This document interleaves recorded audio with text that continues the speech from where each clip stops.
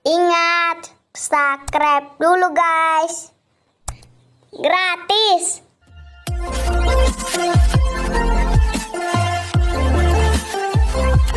Bismillahirrahmanirrahim. Assalamualaikum warahmatullahi ta'ala wabarakatuh. Sampurasun. Allahumma ihdinas siratal mustaqim. Allahumma ihdinas siratal mustaqim.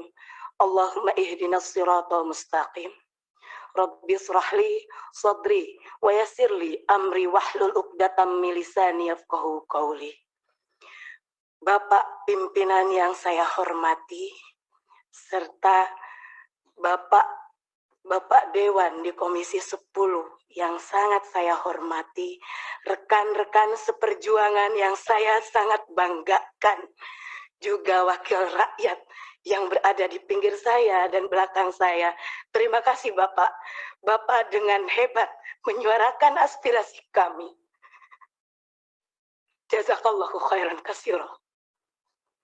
Perkenalkan, nama saya Lina Kurniati, SPD. Bukan sarjana pemberi dosen, tapi benar-benar sarjana yang qualified di bidang pendidikan. Insya Allah, karena terbukti murid-murid saya selama saya mengajar hampir 20 tahun, sudah banyak yang menjadi pengabdi-pengabdi di Ibu Pertiwi ini, Pak. Barakallah buat ibu-ibu guru dan bapak guru di negeri ini. Aplaus buat Anda semua.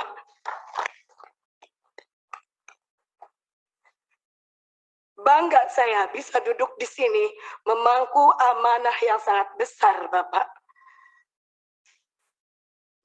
Banyak yang ingin saya sampaikan, sampai-sampai emosi saya tidak tertahan. Saking gembiranya bisa bertemu dengan para wakil rakyat yang insya Allah akan amanah menyampaikan pemberi suara yang berkeluh kesah. Bapak, bukan kami ingin diistimewakan. Terkait regulasi P3K di RDPU Komisi 2 bersama Pak Samsul Rizal, saya mengatakan saya dan rekan-rekan akan terima regulasi ini dengan senang hati. Meskipun kami mengharapkan Kepres PNS tanpa tes untuk guru-guru, karena kami layak. Kami pentransfer ilmu. Saya sampai merinding mendengar yang terhormat Kang Dede Yusuf berkata di TikTok, saya banggakan. Kami itu jantungnya negeri. Saya yakin dengan adanya RDPU ini, semua pemangku kebijakan yang ada di negeri ini mendengar kalau kami objek tertindas. Sudah jelas di Dapodik kami ada, tinggal diangkat. Sudah jelas dedikasi kami, tinggal diberi SK. Kami tidak meminta gaji yang spektakuler, tapi kami ingin diakui. Pak Jokowi lihat kami. Baru-baru ini, statement Mas Nadiem, maaf karena kami di Dinas Pendidikan, kami pendidik.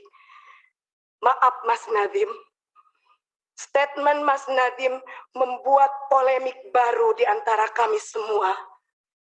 Kalau memang dana untuk penggajian P3K seperti yang Mas Nadiem omongkan, tolong pisahkan DAU yang turun ke kabupaten atau kota, dibedakan Pak amplopnya, dicap, ditulis ini untuk pendanaan P3K. Kami bukan boneka, Pak.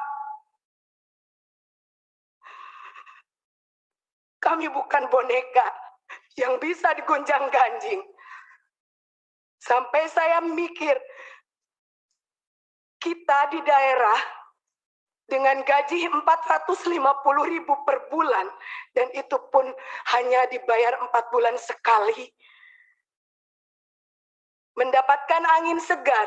Apa yang dikatakan oleh para menteri merupakan angin segar bagi kami.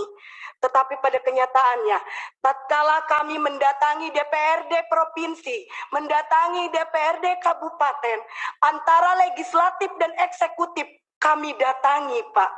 Mereka berbicara tidak ada ketentuan yang pas dari pernyataan Mas Menteri. Saya tegaskan sekali lagi, kalau memang dananya dari DAU, tolong dipisahkan.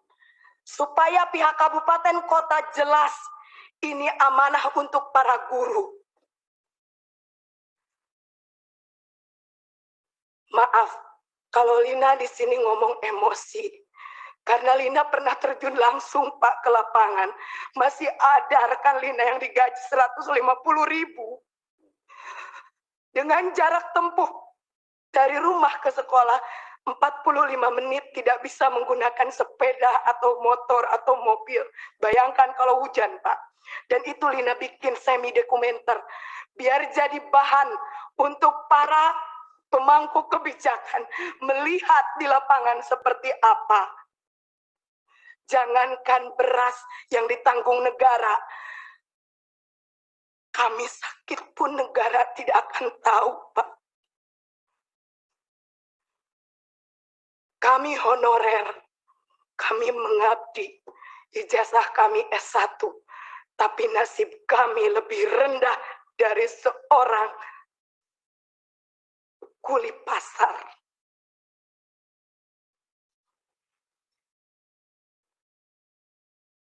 Allahu Akbar. Kami memohon adanya penambahan kuota atau formasi. Kalau memang regulasi P3K tetap harus kami ikuti. Kami memohon adanya penambahan kuota atau formasi sesuai dengan jumlah honorer yang ada di lapangan. Atau kalau secara kasarnya, angkat semua honorer yang sudah terdaftar di Dapodik. Adapun kesalahan Dapodik bisa diadakan perbaikan. Karena kami yakin bapak-bapak yang ada di Kemendikbud, bapak-bapak sebagai pemangku kebijakan lebih cerdas dari kami. Yang nomor 2, memohon adanya pembenahan regulasi dan pemetaan formasi. Contoh, karena saya bekerja di Kabupaten Garut, salam Bapak Bupati Kabupaten Garut, izinkan saya menyampaikan amanah Bapak. Yang terjadi di Kabupaten Garut, dari 8.801 guru honorer yang ada, hanya tersedia 196 formasi dari 8.801. Contoh kedua, realita formasi untuk guru PAI yang sangat kurang dan hampir tidak ada di beberapa wilayah se-Jawa Barat. Dan ini skup nasional pun sama, Pak. Padahal kita tahu yang namanya kuota, yang namanya formasi untuk guru PAI sangat penting. Bukankah kita berkeadilan? Tetapi ternyata regulasi yang digulirkan oleh pemerintah jauh dari kata berkeadilan. Jangan menjadikan kami sebagai objek tertindas. Jangan jadikan kami hanya sebagai tim hore di regulasi P3K ini. Lihat keberadaan di lapangan. Indonesia darurat guru. Dan yang mencakupi di setiap sekolah itu adalah guru honorer. Yang ketiga, memohon adanya penambahan afirmasi berdasarkan masa kerja dengan cara di grade dari 3 sampai 5 tahun masa kerja, 5 sampai 10 tahun masa kerja, 10 sampai 15 tahun masa kerja, 15 tahun masa kerja sampai selanjutnya.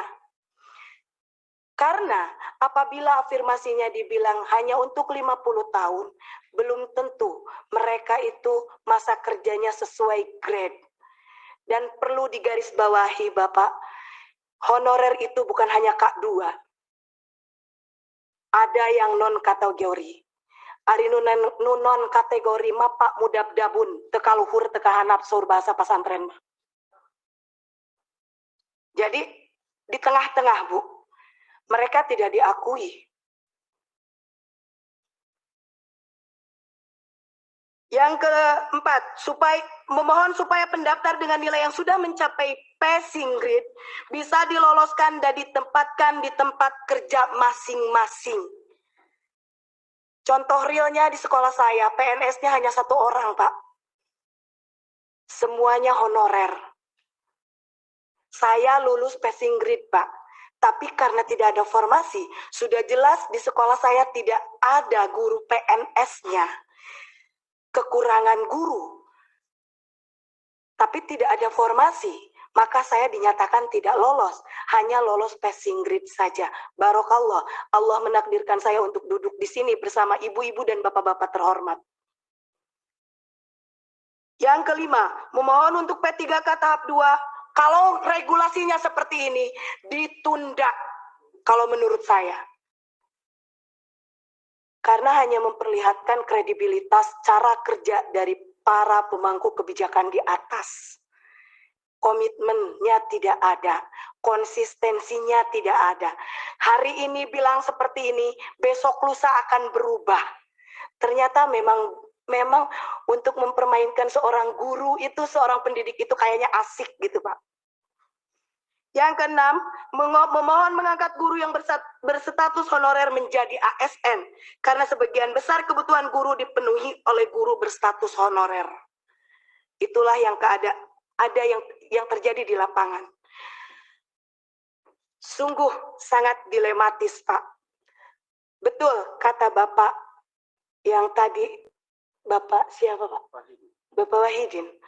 Kalau pelaku pendidikan itu bukan hanya guru, tetapi ada rekan kami sebagai jantungnya, yaitu tenaga kependidikan. Kenapa Tendik tidak dibuka formasi, Pak? Padahal mereka juga sama mendedikasikan untuk negeri tercinta ini. Alangkah sangat disayangkan tatkala kami berlomba-lomba untuk mengikuti ujian P3K yang kalau menurut saya cerita sedikit, Pak, sangat amazing. Saya umur 40 tahun harus mengerjakan 100 soal matematika SMP tanpa kalkulator. Untuk masuk ruang ujian saja, yang laki-laki dibuka sabuknya dan dipegang diraba-raba. Seolah kami itu apa? Kenapa, Pak? Kami meminta kebijakan harus meminta-minta seperti ini.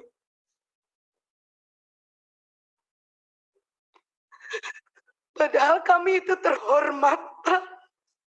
Dari mulai kabupaten kota kami menangis, memohon.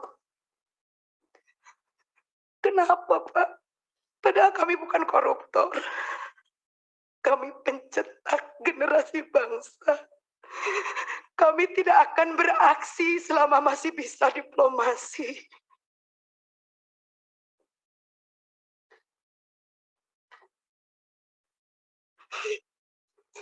Terima kasih.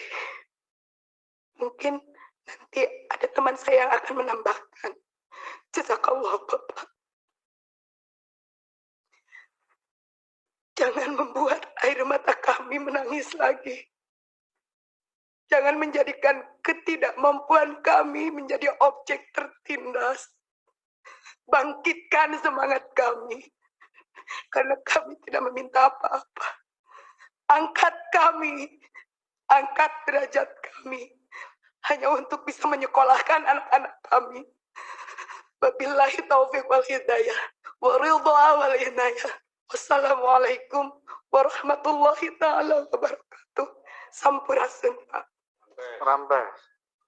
Terima kasih Bu